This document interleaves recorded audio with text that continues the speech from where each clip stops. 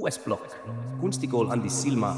Eelmises osas rääkisin koolist, sellest, mida kool õpetas ja sellest, mida elu pidi hiljem ise juurde õpetama. Aga minu elus oli veel üks kool, kunstikool.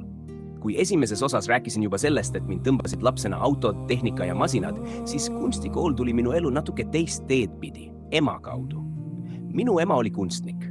Kodus olid pliiatsid, värvid, paberid ja igasugused loomingulised asjad üsna loomulik osa elust.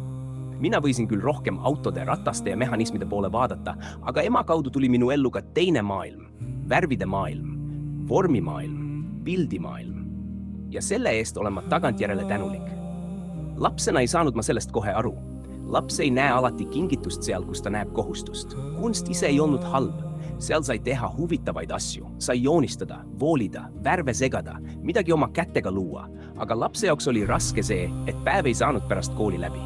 Tavaline kool lõppes ära ja siis oleks tahtnud oma aega, oma väikest maailma, oma katsetamisi, oma tegemisi. Vahel ka midagi iseenda tarkusest, nagu vanas Eesti loos öeldakse. See tähendab umbes nii. Laps vaatab, proovib, katsetab ja saab alles hiljem aru, kas see tarkus oli päris tarkus või lihtsalt julge rumalus ilusas pakendis. Aga kunstikooli päevadel ei jäänud see väike maailm alati minu käsutusse. Tuli võtta kott, sõita bussiga umbes pool tundi kunstikooli, olla tundides ja õhtul jälle umbes pool tundi tagasi. Lapse pilguga tundus, et minut võeti aega ära, aga tagantjärele saan aru, et ema nägi võib-olla midagi, mida laps ise veel näha ei osanud. See, mis mulle tol ajal tundus väikese ohvrina, oli tegelikult investeering. Minu väike auto, tehnika ja omaette nokitsemise maailm pandi justkui kunstikooli altarile.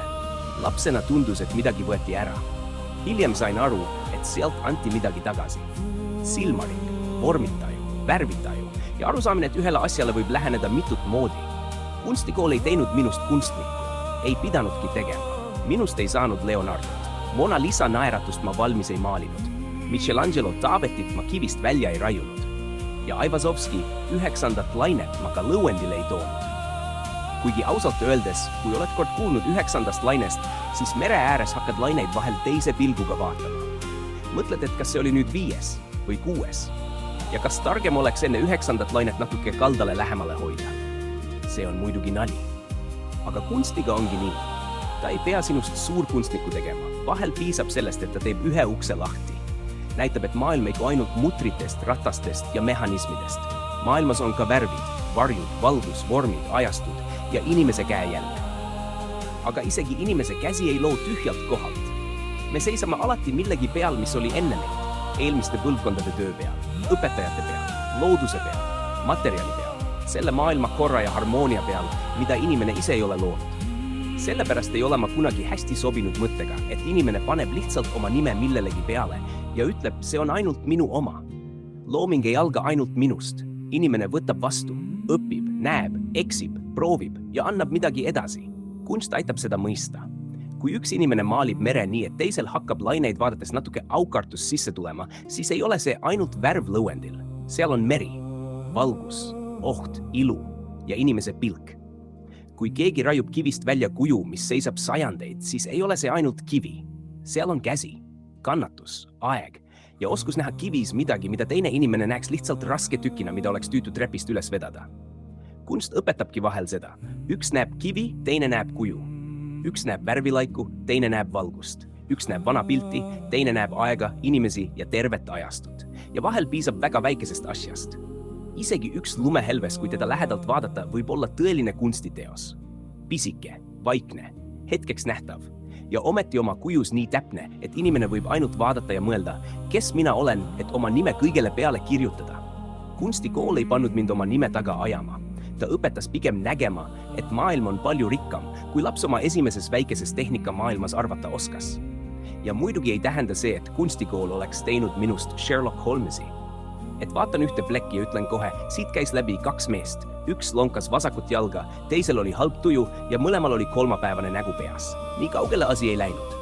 Aga silm õppis märkama rohkem kui ainult pealispinda. Vormi, värvi, pinda, tooni, detaili ja tervikut. Kaugelt näed üht asja. Lähedalt näed teist. Veel lähemalt näed mõnikord seda, mida alguses ei märganud. Sama on eluga. Kaugelt paistab mõni asi lihtne. Lähedalt hakkavad tulema detailid. Ja vahel, kui lähed veel lähemale, saad aru, et pilt ei olnudki see, mida sulle esimesel hetkel näidati. Sellepärast oli kunstikool minu elus lõpuks palju rohkem kui lihtsalt joonistamine ja värvide segamine. See oli koht, mis avas silmaringi. Koht, mis pani nägema, et maailm ei koosne ainult sellest, mida saab mutrivõtmega kinni keerata.